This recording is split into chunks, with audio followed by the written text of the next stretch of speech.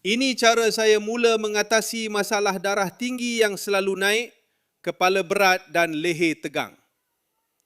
Selepas berbulan-bulan menanggung rasa tak selesa, akhirnya saya jumpa satu ikhtiar yang lebih semula jadi. Nama saya Osman.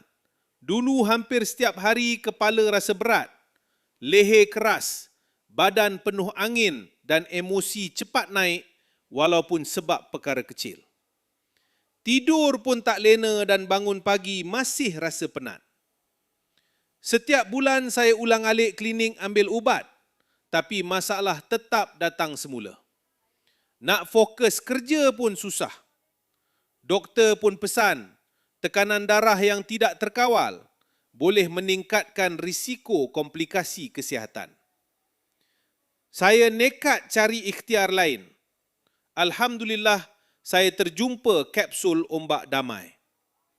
Hadir dalam bentuk kapsul, ombak damai mengandungi herba dewa lilit, asam Belanda, bawang, minyak zaitun dan biji saderi yang membantu menyokong tekanan darah yang sihat, membantu mengurangkan ketegangan bahu dan leher, membantu membuang angin serta melegakan sakit kepala dan pening.